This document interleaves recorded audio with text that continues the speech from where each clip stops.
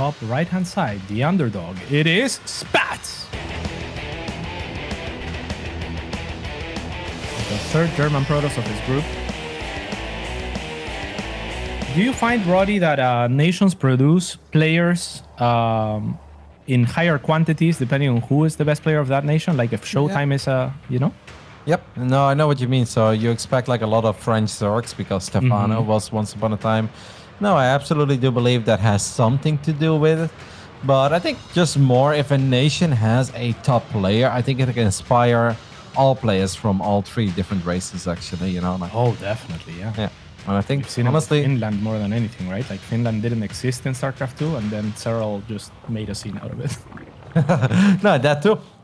It's just like, I think it's a little more relatable when there is someone from your own country being very successful in this game. It's like, hey, I can do that too. Maybe if you don't even necessarily play the same race.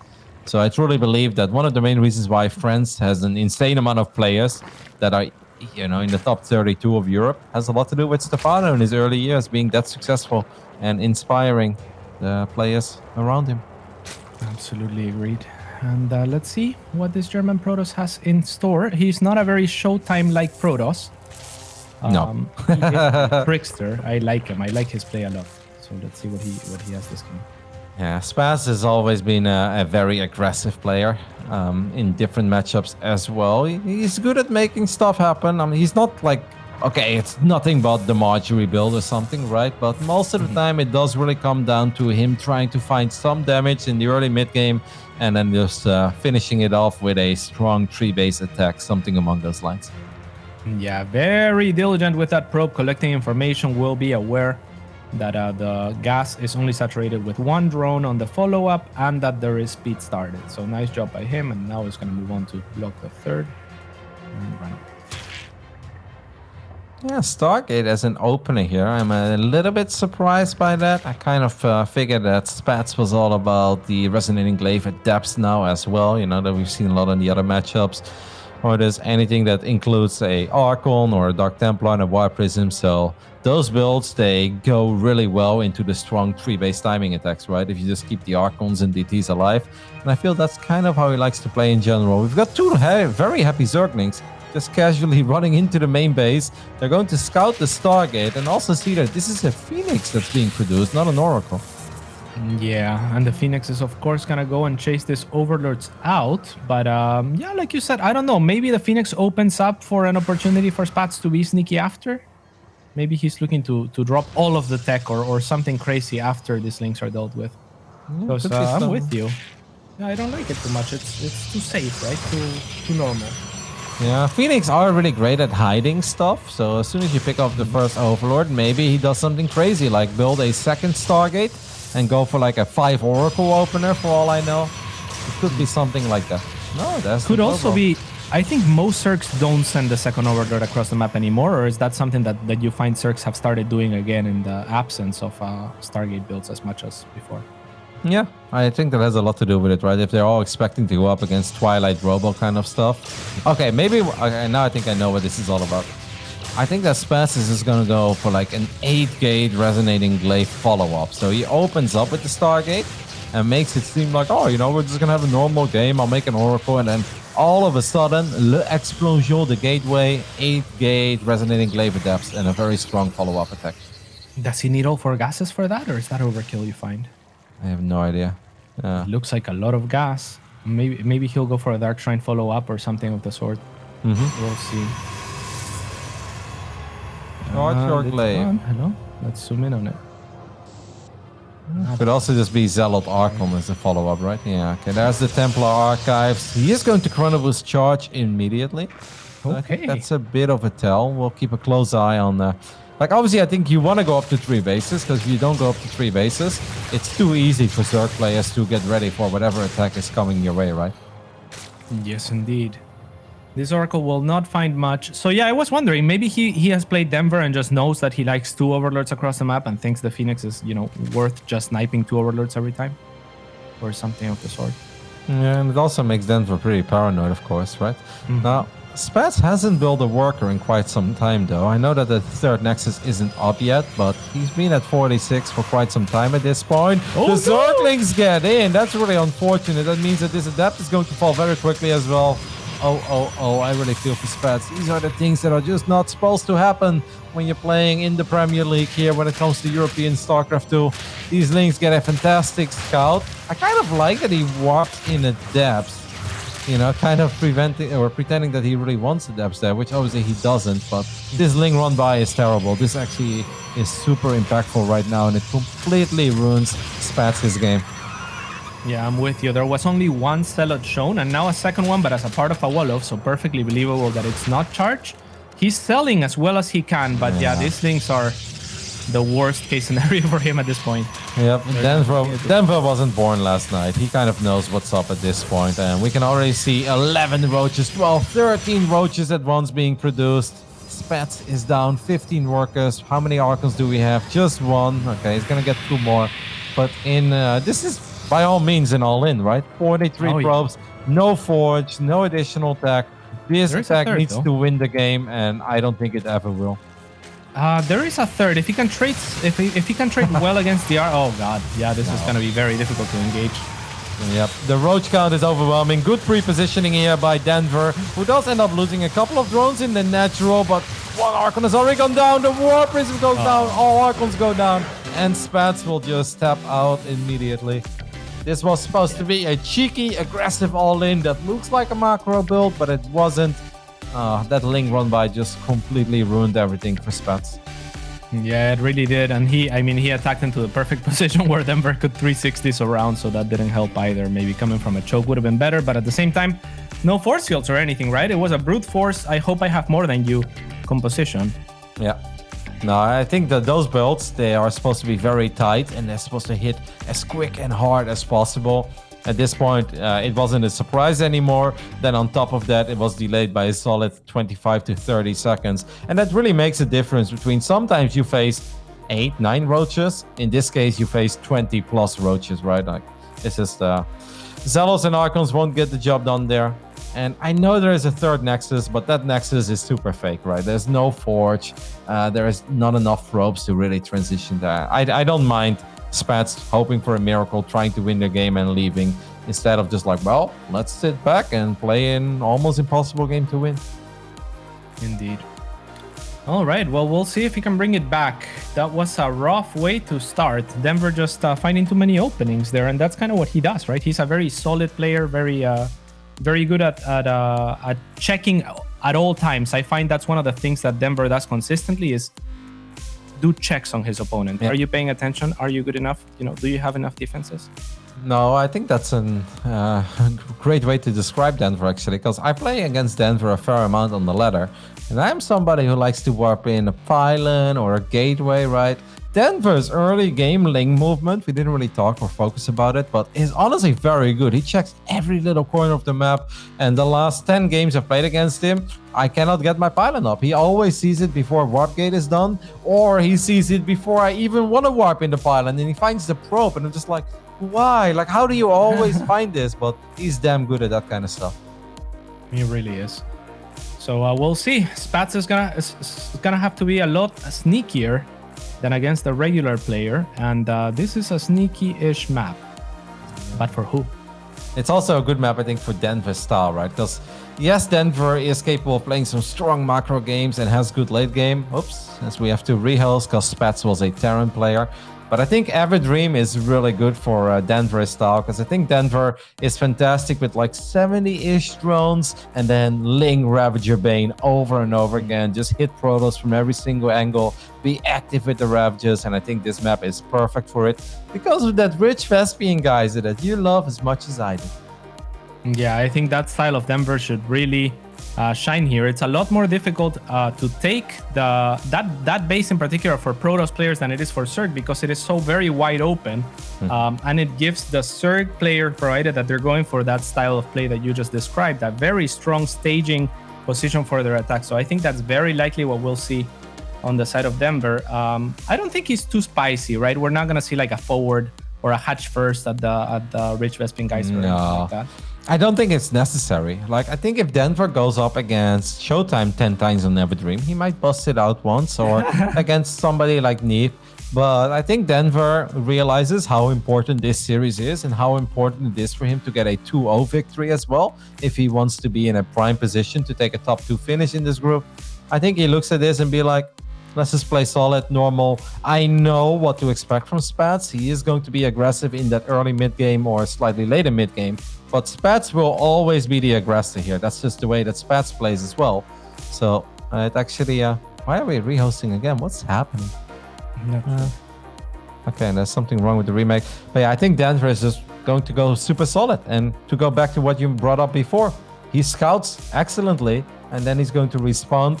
And from that point on, I think Denver will take control of the game. All right, we'll see. Well, I'm hoping you're wrong, because Spatz is going to bring it back and prove the grab and I right, as per usual. Well, to be honest, today has been my hottest day of predictions, so I can't argue with that too much, but I believe in Spatz, and I think he's a very fun player, and I am so impressed by how much this young German kid improved. Like 6 to 9 months ago, if you would have told me that Spatz would have qualified for the DreamHack StarCraft 2 Masters, I would have been like, I mean, must have had a very lucky bracket. By the time that the qualifiers were announced this time, I was like, Spatz is actually going to qualify, because the kid got really good. But with Protoss, it's like you reach a certain level, and that's really nice. But then it takes a lot of hard work and dedication to make those next steps where you can consistently take out guys like Denver. And as good as I think Spatz is, I don't think he's really there yet. All right, well, we'll find out in this next game on Everdream, where Spatz is probably going to do something crazy. And I think it's going to work. But what do you think? That's what really matters. What do you think at home? The people at home. Yeah, let us know in the chat, guys. Let us know in the chat. Is it going to be Denver or Spatz winning an Everdream? I'm on Team Denver, even though I love Spatz, but Team Spatz, your Team Spatz. To stay neutral, I'm going with Denver. Well, guys, it's finally ready. Sorry that took a little while longer. We had to rehost not once but twice, but here we are. Everdream is going to be our stomping ground for round 2. Top right side, our German Protoss. Can he provide a massive favor to Showtime and take a map here? This is Spatz.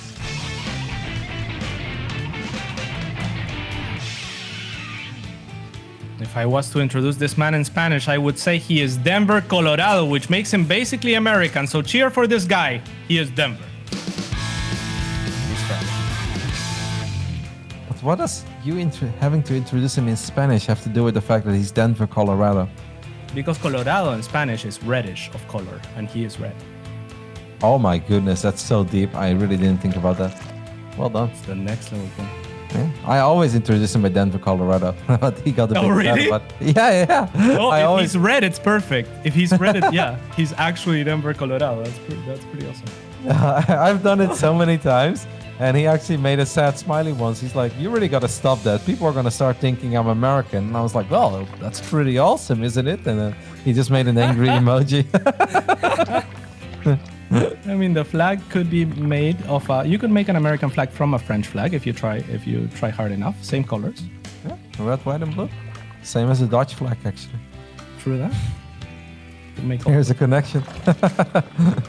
Can't make the Spanish flag though. That's gonna be hard. That one's a bit different.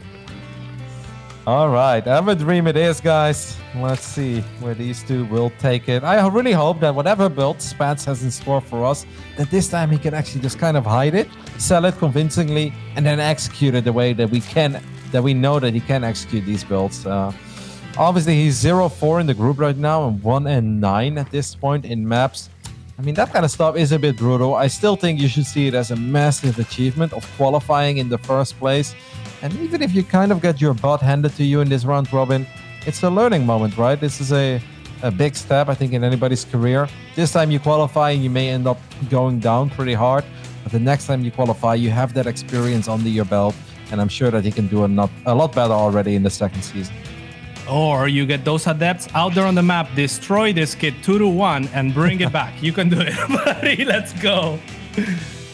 That's a good map for it, that's for sure. We've seen plenty of games just end here with glaives and resonating, or adepts and resonating glaives. Mm-hmm. That is true. It is a short distance map. There's 2 adepts in production and that Twilight Council. Do you think it's a given that he's gonna go for that build, or what can he all go from here? Yeah, I think Glaive into Dark Shrine. I think that the Spatz is definitely the kind of Protoss that will add in that Dark Shrine as well. We see only 2 probes on the gases, right? And that's often a tell that this is indeed going to be Resonating Glaives. Yeah, and look at Denver, how good he is. He's gonna hide an Overlord in a very annoying spot, and there's no Stargate, so this Overlord basically gets a guaranteed scout of his choice later on. Yep, I think going into the natural is always a good call, right? You can see the if additional gases have been taken or not. So this is going to be Glaives. This is obviously a build that Denver has faced probably like 17,000 times already in the year 2020. And a lot of Protoss players love it, especially on tiny maps like this. Yes, indeed. So the bases are fairly spread as well, and if Denver had taken that Rich Vespin Geyser, this would be a way to punish as well, at least partially. But he hasn't, so I don't know. I guess this is just as straight up as it gets for PVC today in 2020. Yep, that Roach Warren going down a little bit before the 4-minute mark, which gives me the idea that Denver doesn't want to build too many Zerglings at once. He even likes to get the safety spine, by the way. That makes his life just a little bit easier. Obviously, Adepts don't have insane DPS, so they're not that great if you just attack move with them. You really kind of need to prioritize your targets and make sure you're not shooting at random stuff, because Adepts will always prioritize spines and a queen over the drones that you're looking for. Did I hear hate for the spine, Roddy, or are you neutral? No. How do you feel about it? No, I actually kind of like it. Like, I think if you're perfect, you don't need the spine, but I think it's okay with accepting the fact that you're maybe not as perfect yet as you want to be and playing it safe and making your life a little bit easier. So I think that makes cool. me feel so much better, Roddy, because I always make 2 spines. Okay, well, that's pushing it a little bit. I don't think you need 2 spines. I think a single spine is a little acceptable. bit less perfect than Denver, Roddy. So. I mean, I think 2 spines. Next week you're coming back to me. You're like, Roddy, I'm making 4 spines now. Like, spines are really good against Adepts, and it's gonna come into play here. Actually. Wow. Yep, that spine is actually helping out quite a bit, right? A lot of links did go down, but it's okay to lose the Zerglings, guys. It's a lot more important for Denver to keep the Roaches alive, make sure that spine doesn't go down. The next wave could be a little troublesome, obviously. But there are so many Roaches out at this point, right? We have 10 Roaches out. Where are these Adepts gonna go? Nowhere. All right. That creep tumor will die a ghastly death as the Adepts are still trying to make something happen. Odds of something happening are gonna go down as the game progresses for Spatz, I have to imagine. Not gonna shade into that base. There's a spine there. So let's see if this person can do something. Yep, maybe in the main base there's some potential here, because the queens were a bit out of position. Now the first Immortal is already on the way. Spatz is definitely the kind of player to keep a couple of Adepts alive and then just hit like a minute and a half from now with 2 or 3 Immortals and then a whole bunch of sentries. We actually see him start Blink. Okay. Interesting, as he takes a third as well. Not too bad for those 2 Adepts running by, just getting 4 workers. If he could do that with every 2 Adepts that he has, he'd be pretty happy, I imagine. Yes. Especially because eventually it's okay to get rid of these Adepts if you are heading towards Blink Stalkers. Well, 2 Adepts in the natural should be able to pick up at least 4 drones, maybe even a few more than this. Well done. Spatz is really finding some openings here, even though it felt that Denver was bulletproof because he has so many Roaches and Queens out. That War Prism is being just really annoying for Denver.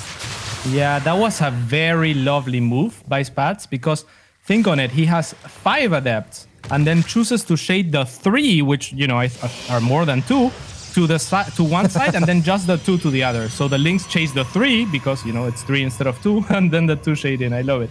And the 3 never could shade in because there was the spine there, right? So it was his plan all along, I think. +1 melee going down to Denver, which gives me the idea that he wants to get a Baning Nest down as soon as possible as well. Spatz is doing a really good job in keeping that drone count low as he gets 5 more drones. And we are gearing up, I think, for that moment where Spatz is going to run to the other side of the map. And if Denver wants to take that hatchery in the center, I think he's going to have a very tough time keeping that safe, right? Because Spatz bought so much time for himself with the Adepts. Yeah, but with this many sentries, do you really want to take an engagement in the center, you think, or maybe go for the base on the side? I think you just want to cancel the forward base. I think that's the most important thing, and that's why I think Denver is now going to take it in the top left side, realizing that defending the middle is just not something he's totally ready for at this point. I love that call, by the way, by Denver. These are the little things, but I'm sure that if the defense was better and he would have lost less drones, he would have taken the center here. Now he realizes he's like, I don't think I can defend it at this point. My game hasn't been good enough yet, so he's going to expand at like 10 o'clock, and I think that's a very good call. Yeah, there's a lot of units on the side of Spatz here, who is going to move through the middle of the map and into chokes, so it will get only more and more difficult for Denver to respond. That's a lot of Ravagers, though, so some Biles could have something to say here. Yep, +1 melee is close to finishing up as well. Baneling speed has only just started, so that's gonna take a little while. Spatz doesn't really have to get too crazy here, but he gets pretty deep on creep. I always find that a bit scary, especially with all these sentries, as the Lynx dive on top of the sentries. Only a single sentry so far going down, though. Yeah, good force fields, and I think you're right, especially that blink. After losing the observer, he has gotta be a little bit paranoid standing on creep. Yeah. I think it's perhaps time to go home. Goes for a very quick second robo. Starting +2 already. Warp Prism in the main base, by the way. That's a proper warp in. But Denver has so many units in the main. Jeez. Yeah, nothing in the natural, though. So these two adepts could do something with their control, and they will be. 4 drones now, 5. They're doing a very nice job, and he's going to choose to engage on the other side. Spatz, very nice, but he really needs to remake this observer. This creep is not letting him commit as far as he would like. No, indeed. Normally I'd be worried about the things that Spatz is doing, but he's actually just playing really well because he's still transitioning. He's got a better economy at this point. He's getting the second robo, the robo bay, and still harassing with adepts. This is honestly very nice. One of the best games I've seen him play on a big stage so far. That makes me really happy for him. Getting more damage. Yeah, these adepts will go down. Don't forget about your stalkers, of course, in the center. And the German Protoss is playing one hell of a game here on Everdream. Superb game. And yeah, you say don't forget your stalkers, but it's only stalkers in the center, right? So he's already accounting for the units that he doesn't want getting caught. He's playing a brilliant game here. And now he's on the defense. The charge is halfway done. I would love... Kind of sad that we don't have a single Colossus. This is going to be a difficult hold. It really comes down to unit positioning, and the force fields need to be on point. Or the blinks in this case. Very nice stalkers saving a lot of... The run by, cats. The run by. All the links are in the natural. Banelings are crashing into the main base. Banelings can blow up the stalkers there. I actually think that'd be a decent choice. A little bit too late, but 37 probes went down just like that. Spatz is now forced to recall units into the natural. He ends up losing more stalkers. Oh man, I feel like I casted a game like this just a couple days ago where it's the Ling run by into the natural, into the main base that messes everything up for the Protoss on this in this game. Yeah, and Spatz has been a little bit greedy at that. I mean, he has been so good at keeping up the aggression with those adepts. I can kind of understand it. But earlier we saw the adept getting taken at the wall, and I was thinking, I feel like most Protoss would have a shield battery there or something. Yeah.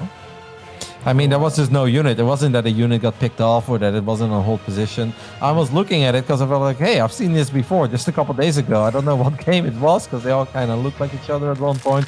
But I was like, the Lings and Banes running into the main and natural. Exact same spawning positions as well.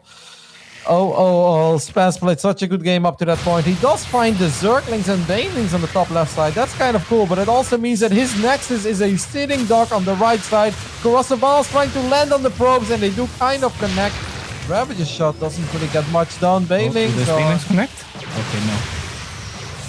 Very nice blink there from Spatz towards the end. I mean, he can still stabilize, but he needs a fourth, and he needs it quick. And Denver is kind of in his A game now, right? He's gonna soon have access to that extra gas from the super gas as well, Roddy, in the middle of the map. So things are gonna get harder and harder for Spatz.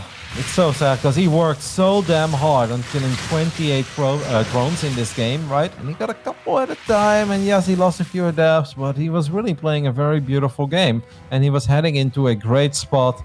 And it's just that one run by that messes up everything. Now the Stalker gets pushed out of position by that Disruptor. The Disruptor gets surrounded. I can't believe the things we're seeing at this point. That second Disruptor is probably going to go down as well to those Zerglings. And things are going from bad to worse. There are Lings on the right side as well. Denver is like, hey man, you were really annoying when you were killing my workers.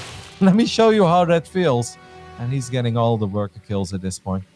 Yeah, absolutely. I think Spatz is really comfortable when he's in the aggressor position, but defensively he has shown some weakness, and here we see it yet again. I mean, the links run past the stalkers. The stalkers have orders not to attack them. Yeah, I feel at this point Spatz thinks to hell with it. He's just gonna try to end it. A lot of the Banes are not ready yet, and this is still a strong Protoss army. But we are on creep cat, and the Baning will connect with everything.